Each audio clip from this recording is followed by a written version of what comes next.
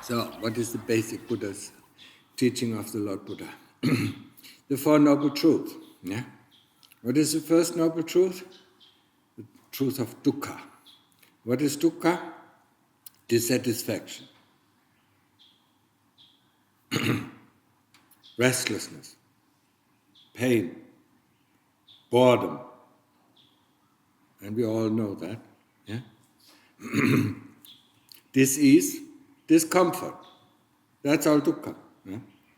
Dukkha is just a container for all these unpleasant things that we constantly experience. When we wake up, we have dukkha. We don't want to get up. Yeah? When we are hungry, we have dukkha. Yeah? We want to eat something. Yeah? When we are thirsty, we have dukkha. Yeah? So we want to drink something. When we are tired, we have dukkha. We want to sleep. Yeah? We can't work. Yeah? And we don't realize that we have all this dukkha. And that is just the bodily dukkha. Yeah?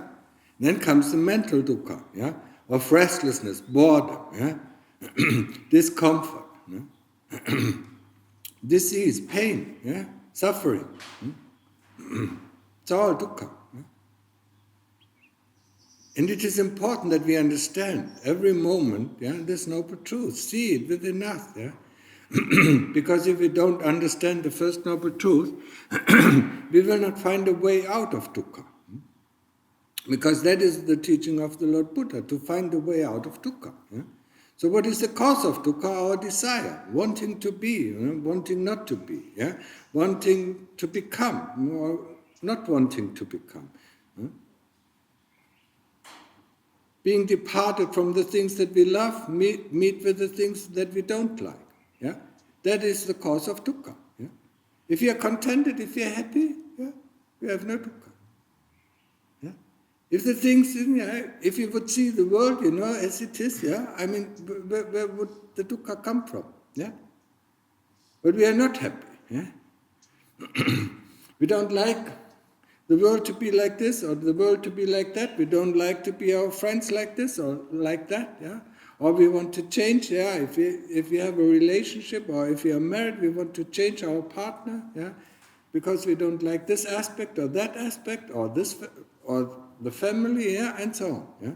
Or when we work, we don't like our boss, and so on, and so on. Yeah? So much dukkha. Yeah? If you're just happy, if you're just contented with the way things are, then there wouldn't be any dukkha. Yeah? We can't. It's our nature to have dukkha. Yeah? I mean, if we don't have dukkha, we are not born. That is the nice thing. Yeah, we are not born. Being born, is already dukkha. Yeah, I mean, we are nearly dead. When we come out of the womb. Yeah. So somebody has to help us, the doctor or the mother has to help us, yeah, giving us some snack on the buttock, yeah, so that we start to breathe, yeah.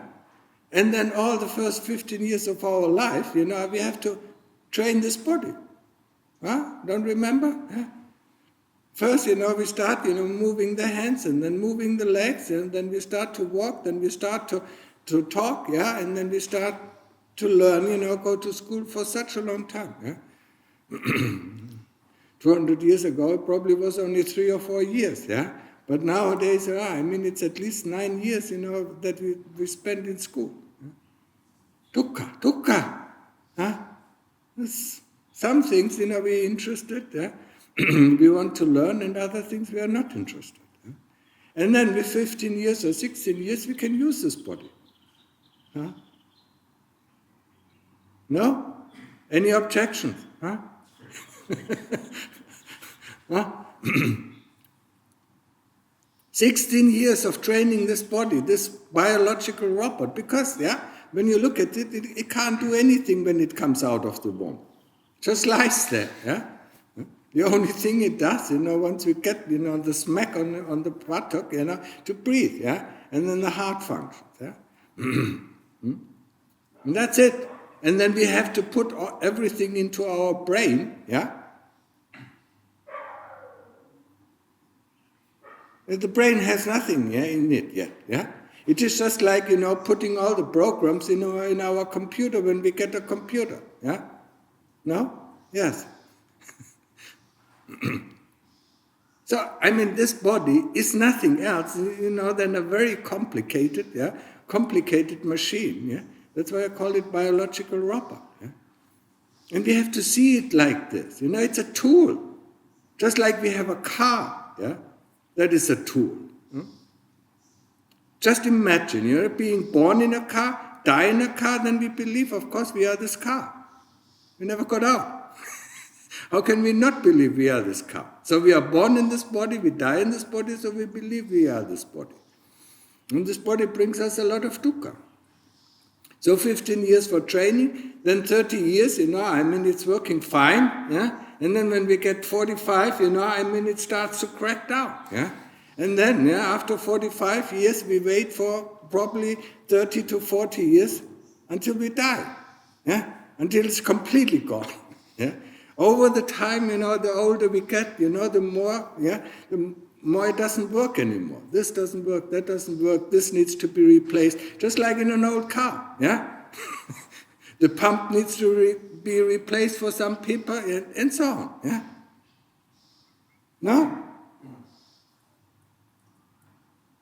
So why do we make such a fuss of this body, yeah?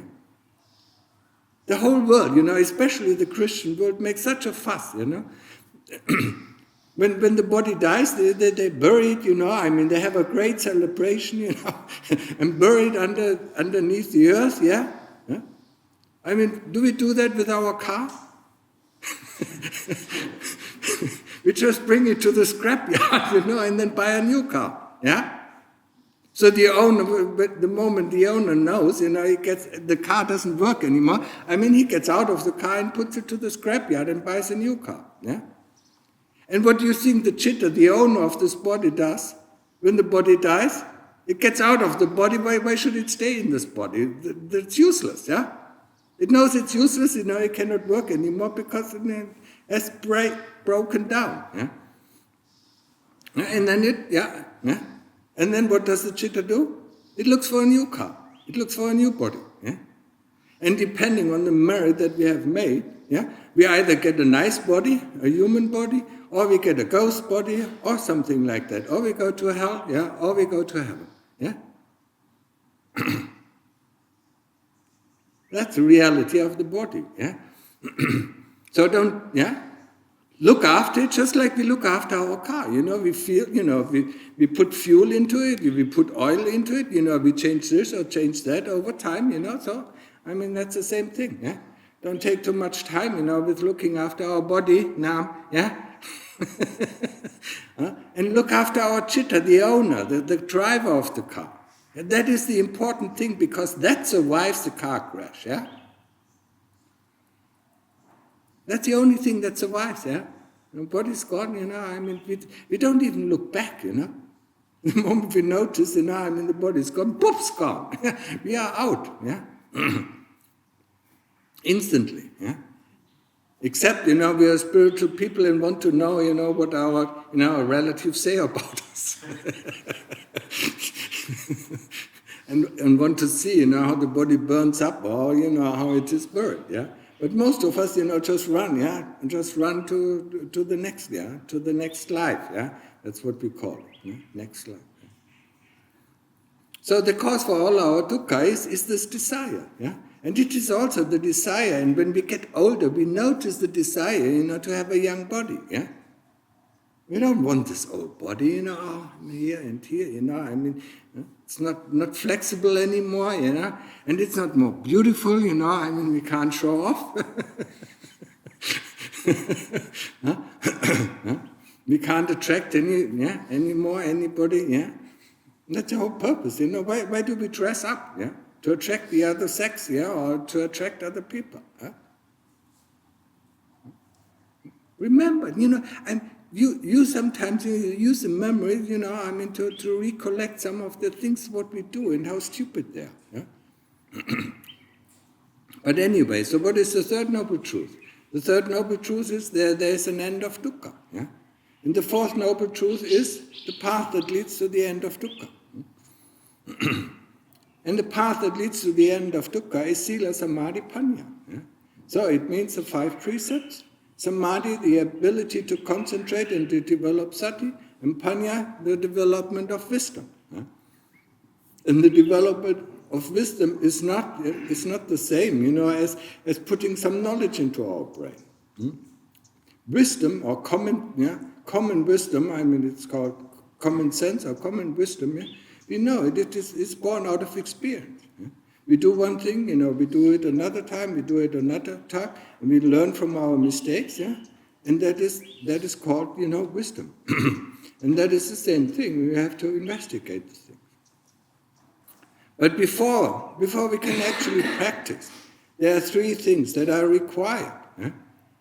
And what is required? There are 3 virtues that we need to develop, and we have developed some parts of it, otherwise you wouldn't be sitting here. And that is called generosity, being able to give away material things, being able to give also up ideas that we have. That is also generosity. Giving up, not sticking, not attaching to these things, to material things. Then the second one is respect. And that is something that is very difficult, especially for people coming from the West. We don't respect anybody, we just respect ourselves. We don't even respect our parents who looked after us for 20 years. When they're getting old, we just put them in the old age home. We don't want to care. They took, they took care of us for 20 years. They worked their butt off, to feed us, to house us, to send us to school, to educate so that we can live on our own. And when they get old, we don't want to have to do anything with them. No? That's what normally happens, especially in the West. It is not so much in Asia, but it is especially in the West. And most of us, most of us who come from the West, they start fighting with their parents when they are 16. No? Yes? Don't believe them anymore, we don't listen to them anymore.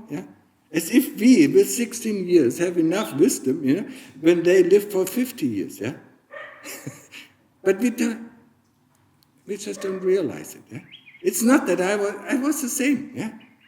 It's the same thing, I've seen it, with my friends, I've seen how they treated their parents. We didn't treat them very nicely.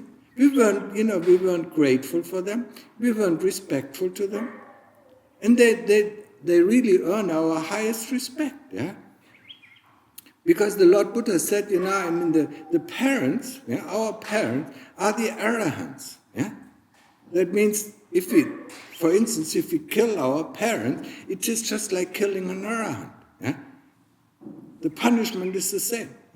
Going for 150,000 years to hell. That's a long time.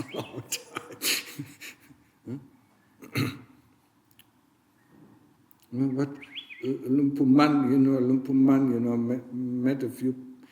met some ghosts, that just came back from hell, and they asked him about, where this land is or where these people are, and they described him a land, that doesn't even exist anymore, Or families, or homes or languages, So they have been in hell for such a long time, that the whole civilization, that they used to live in, completely vanished.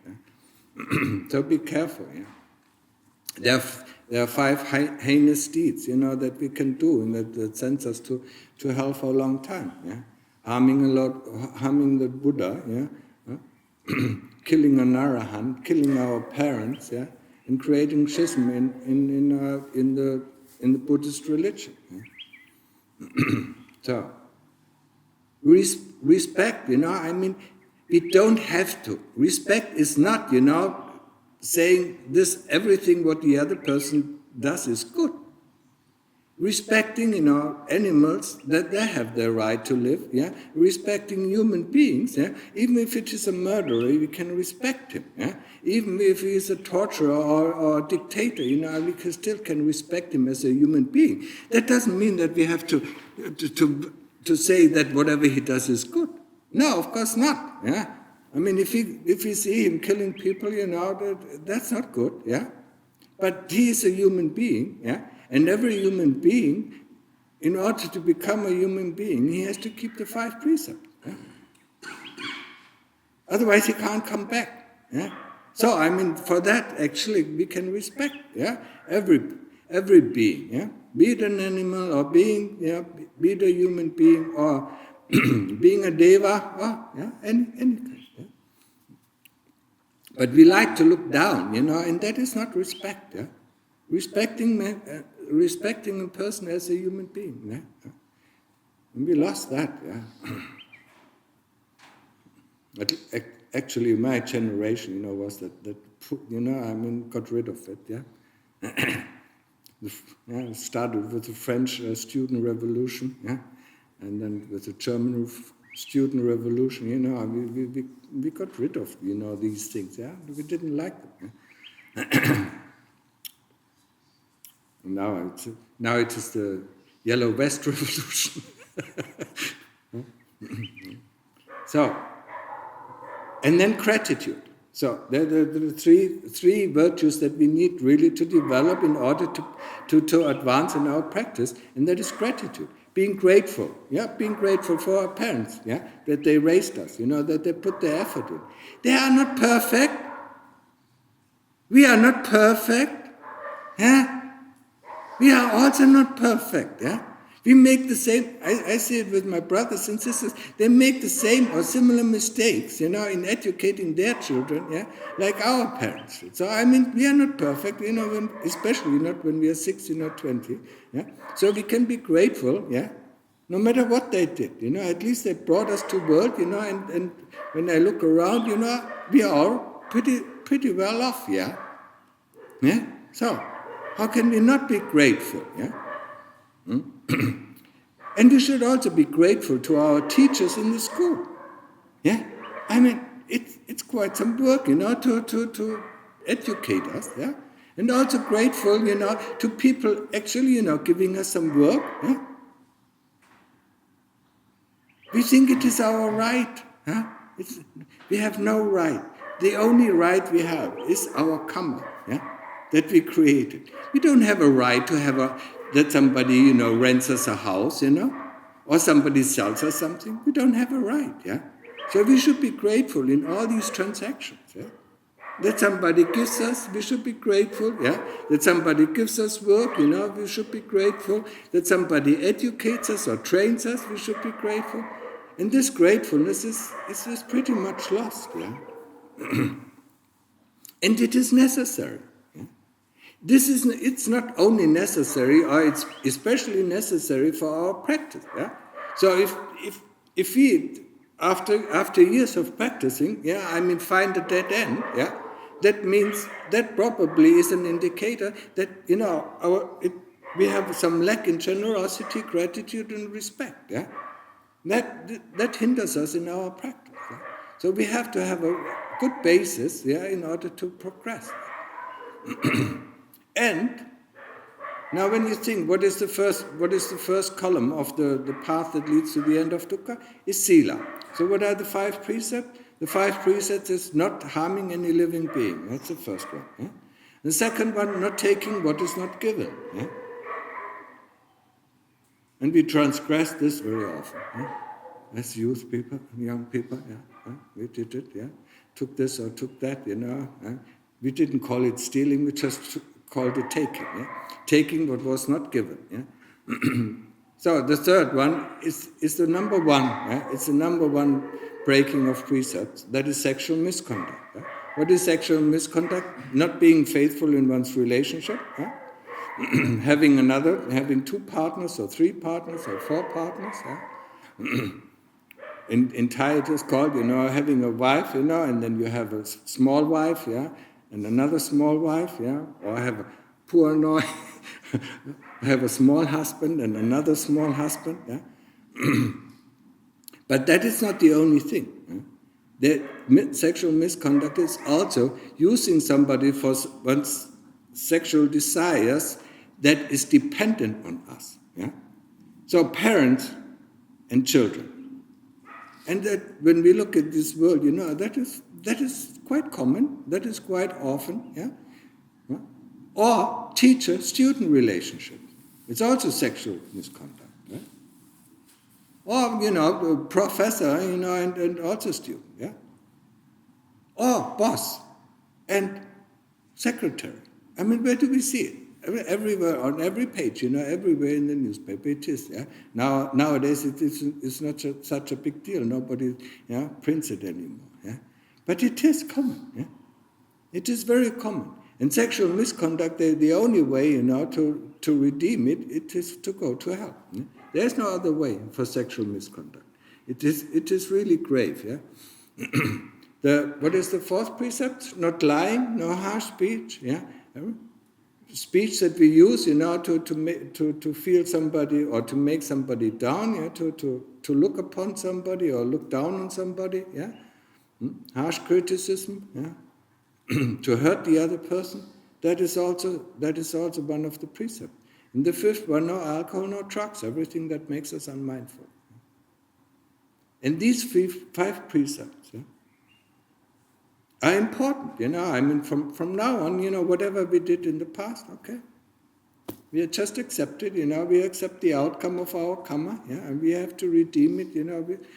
Just like we go against the laws in our country, we know we have to go to prison. Yeah? So most of us don't do it. Yeah, but with these five precepts, nobody, no police catches us, and puts us into prison. Yeah? When we die, that's where we go, and somebody reads us, this, oh, yeah, you go to this hell, or go to that hell, or go to that hell, yeah.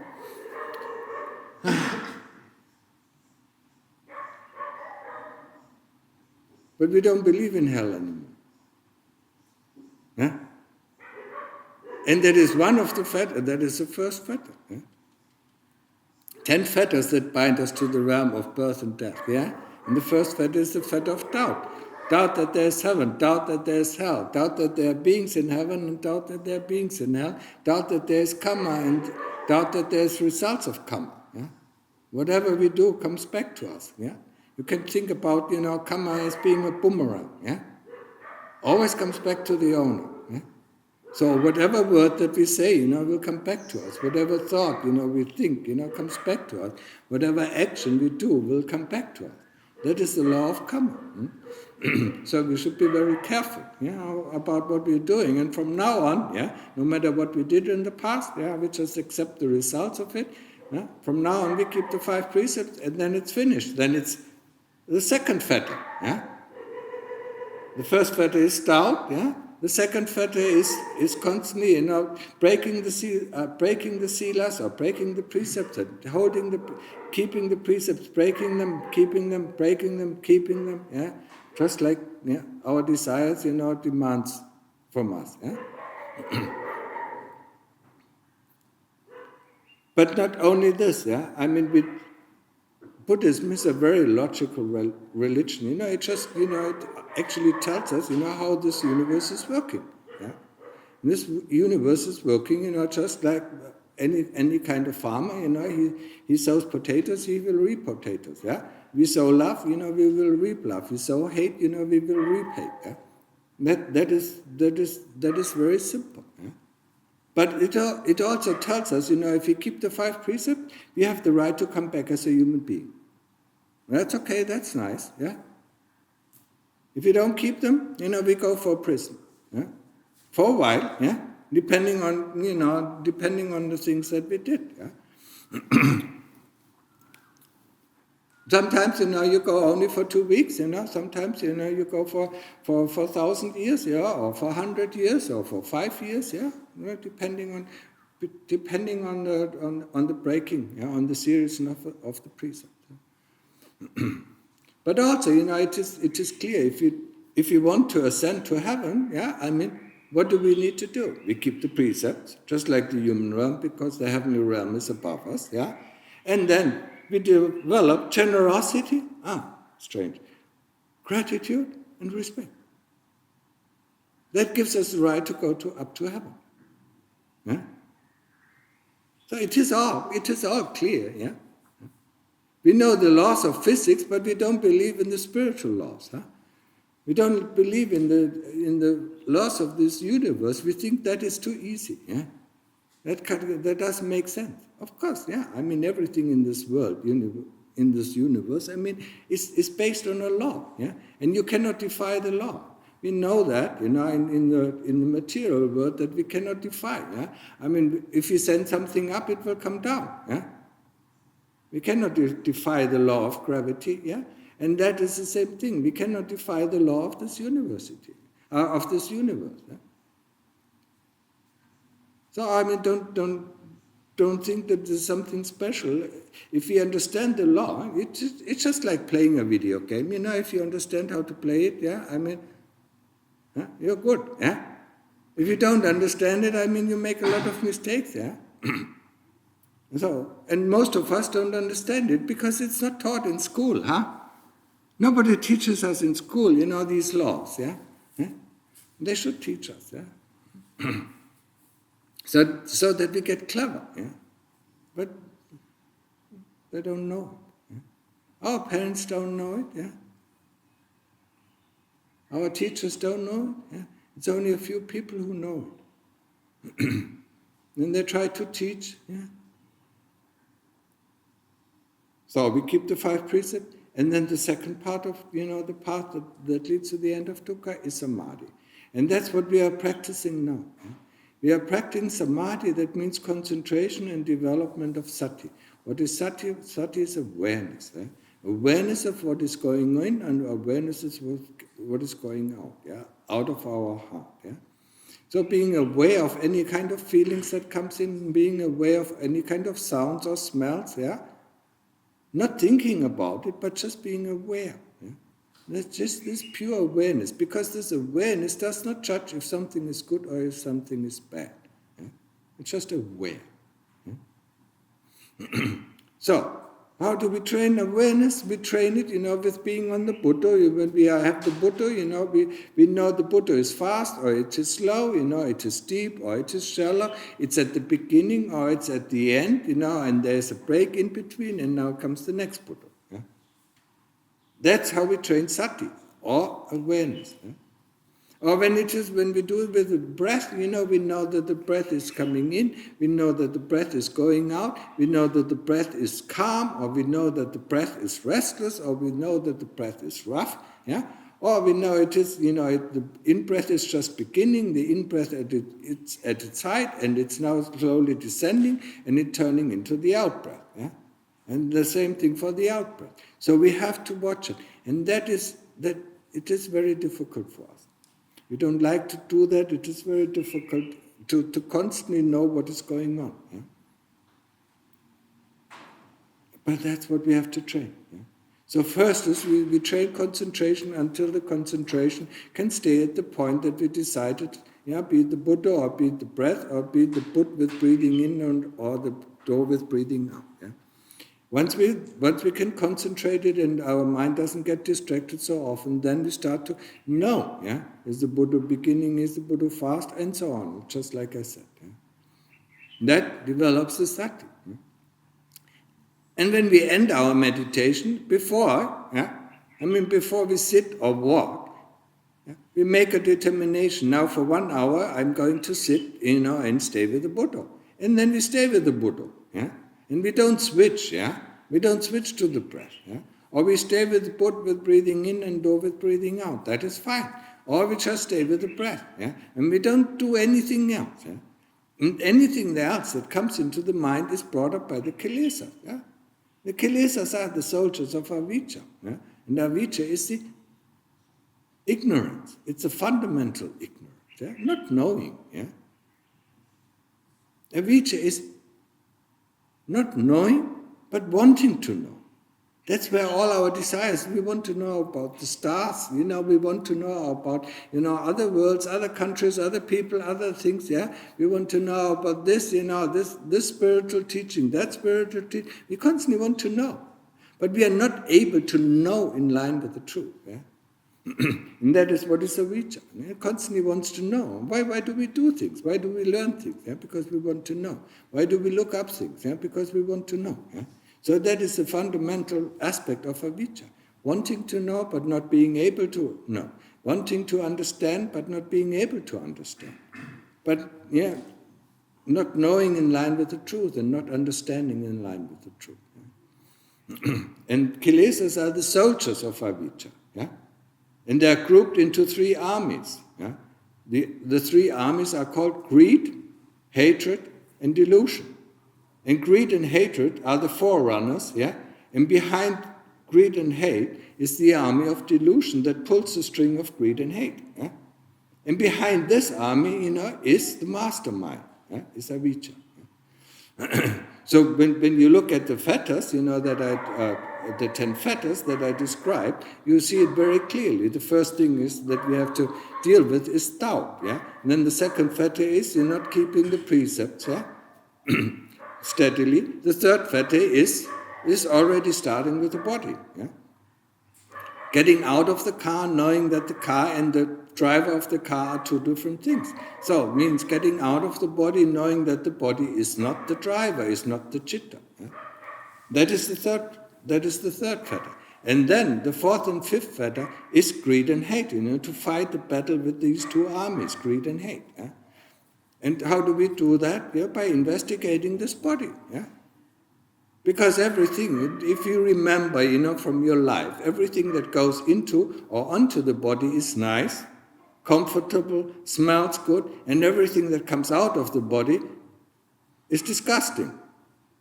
We don't like to put our shit in our hand. We like to put the food that goes into the body in our hand. We have no problem with that. We put it into our mouth. But the things that come out of the body, we don't like to smell even. We don't like to smell, the sweat that comes out of the body. We don't want to see the poos and the pus that comes out of the body. We don't even like the spittle that is in our mouth.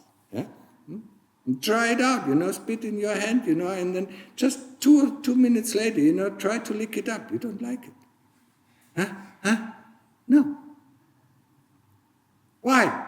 And that is, you see, things that we like and things that we dislike. So it is greed and hatred. And they are rooted within our deception of the body, within the delusion of the body. That's why we have to investigate the body. What is the body? Looking inside, outside, looking the outside, the hair of the body. Where's the hair coming from? Looking at the eye, looking at the teeth, looking at the skin, and looking at the nails. What is?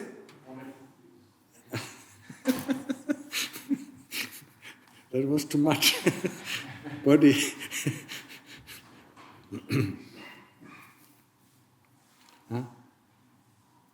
That's how we investigate the body, to get to the truth of the body.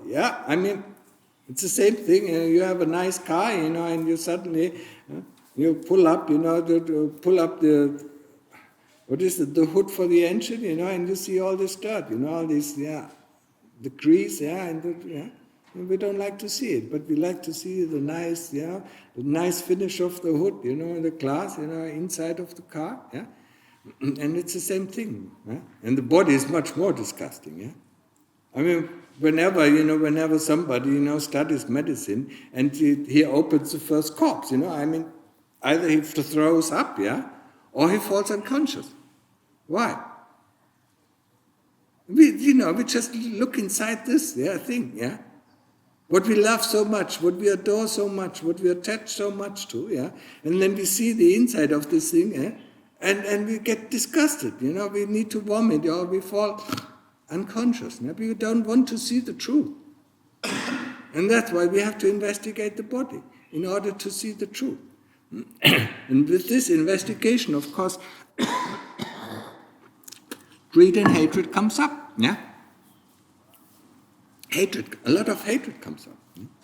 And that means, our body investigation is doing well. The more hatred comes up, then we learn how to deal with hatred.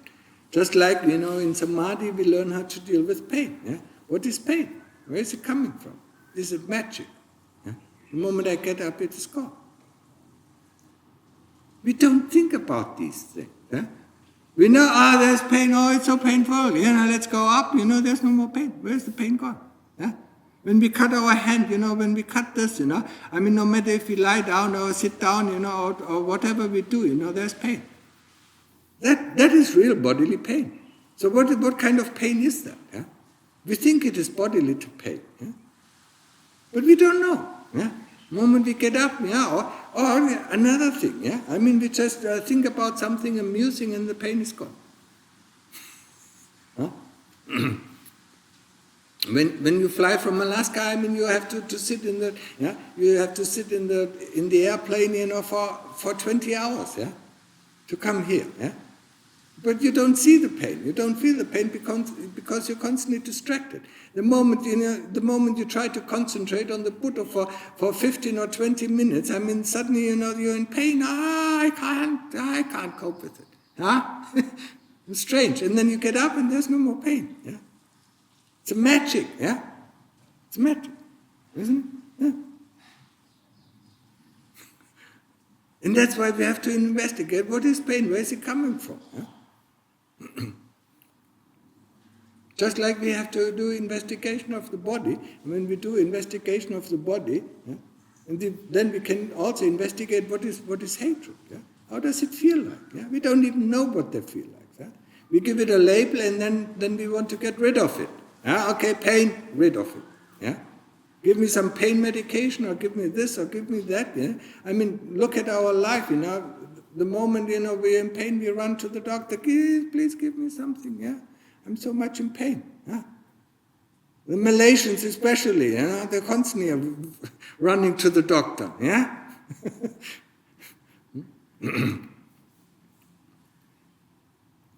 What is it? What is pain? What is greed? What is hate? We don't even know it. The moment we give a label to it, then we either want to follow it or we want to get rid of it. We don't even know how it feels like. How does it feel like? How does it feel like, being afraid? How does it feel like? We label it afraid, and then we need to deal with it. We need to get rid of it because it's an unpleasant feeling. Or, we see a pleasant feeling coming up and we want more. Like in the morning, we eat food, that's tasteful. More. Just for the taste. Just for the tongue. So this understanding the body, and that gets rid, once the delusion about the body is broken, it gets rid of greed and hatred. Once we are gotten rid of greed and hatred, we have the 5 higher fetters, and that means also we are not anymore born into this world. We already got out of this world. Understanding that the chitta and the body and the other fetters are broken, then we are entering the stream.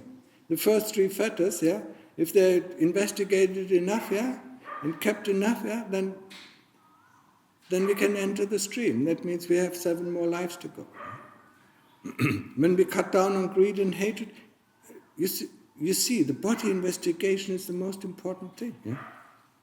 The body, the first starts with not being the body, seeing that the body is not us, leads us to Sotapanna. Then the second stage, Sakadagami, once return, is half greed and half, we reduce the greed by half and we reduce the hate by half. And the third stage is Anagami, a non-returner. He has gotten rid of greed and hatred. He doesn't come back anymore, but he still has to cope with 5 higher fetters. He has only actually done only 50%.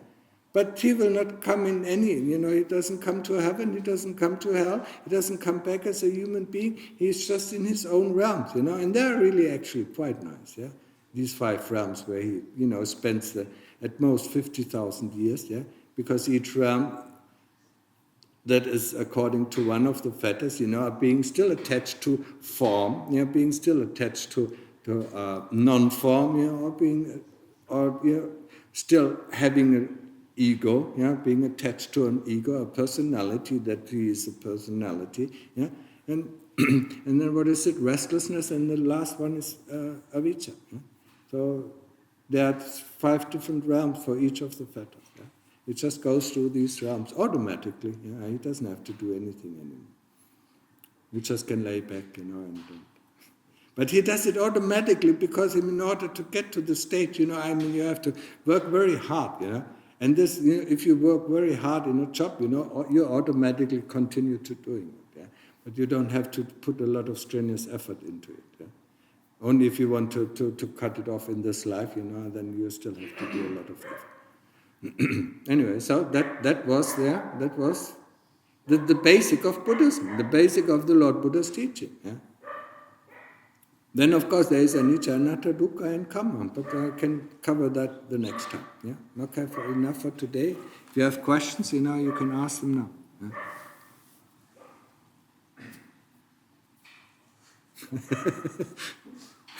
Question, but it's not really doing with what we talked today. Yeah.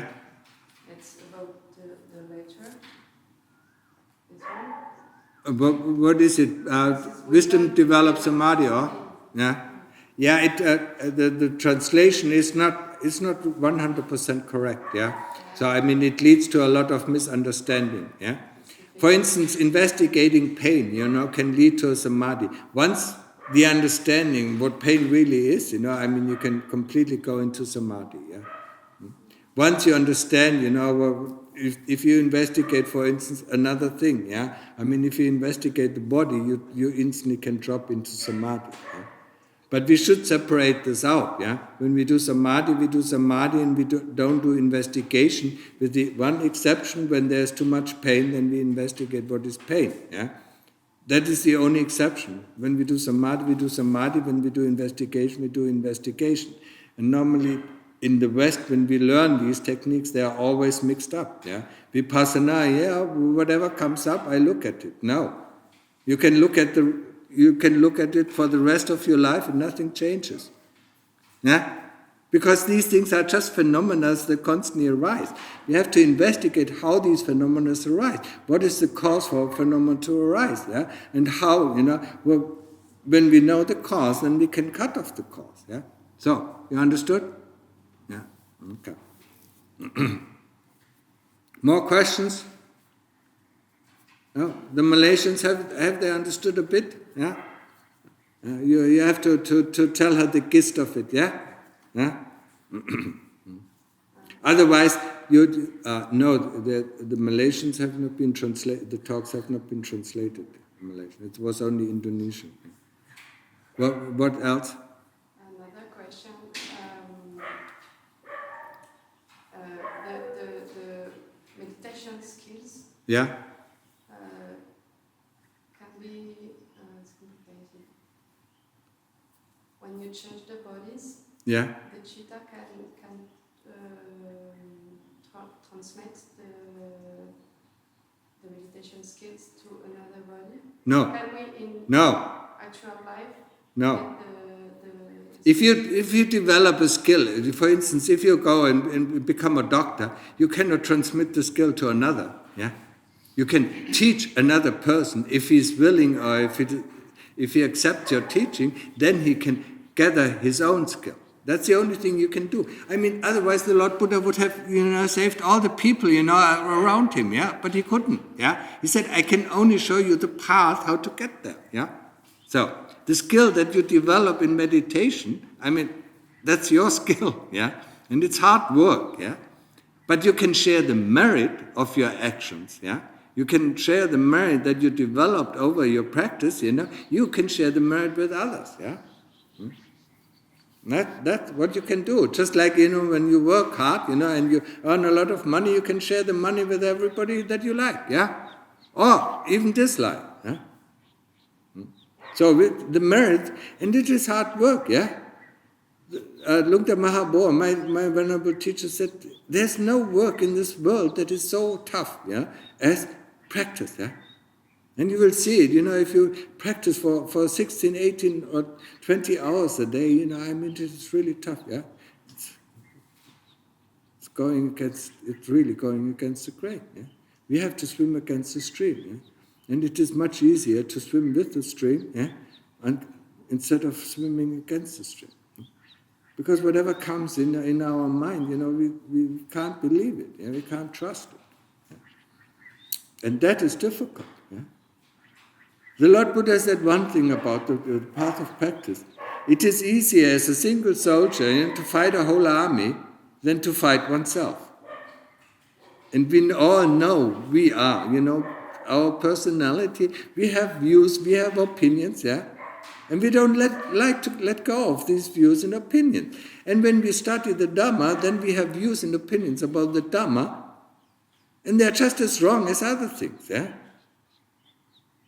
So, if we don't really, for a few exceptions, that is not necessary. But for most of us, we need a teacher, who constantly shows us the right way. Yeah? Who admonishes us when we go the wrong way, and who lets us practice as long as we are in the right track, yeah? That's what we most of us need, yeah? And some of us need, a teacher once in a while, and some of us need a daily teacher, yeah? It depends on our spiritual practice, yeah? And when we have a teacher, then he's an authority. If he ever says, we should do it like this, then we should follow it. Yeah? We should trust him, and we should have faith in him. If you don't trust the teacher, you should leave. Yeah. So if you don't trust me, just go. Yeah. You're just a burden. Yeah. Yeah.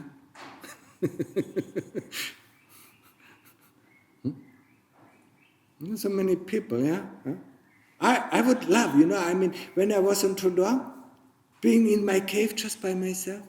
I could stay there for months, without nobody, because it was difficult to climb up, nobody came, yeah, nobody bothered me, yeah. I was always there. Huh? That's nice, yeah. And now constantly people are bothering me, huh? Coming more and more, yeah. That's no fun, yeah. It's a lot of work for me, yeah? Yeah? Monks, yeah? Looking after monks is even more work, yeah? Okay, so, no more question, finished? What? Oh yeah, please. Now it is very dry, and there's a forest fire, not far away, 10 or 15 kilometers away from us. Please, when you handle open fires, yeah, especially candles, watch them, yeah, because the things are so dry. It instantly catches fire. I have seen enough forest fires. I was caught in forest fires, yeah, and it is very quick, yeah. This whole monastery can burn up within 15 minutes. Yeah?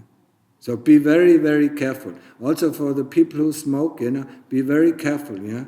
Make sure, have something, dip the cigarette butt into some water, before you throw it out, yeah.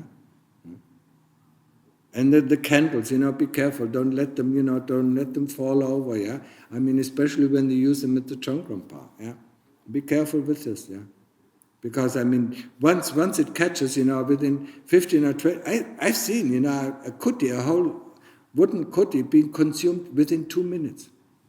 And it's amazing when the fire really gets going, yeah. Okay, so be careful, yeah. Thank you. You meditate.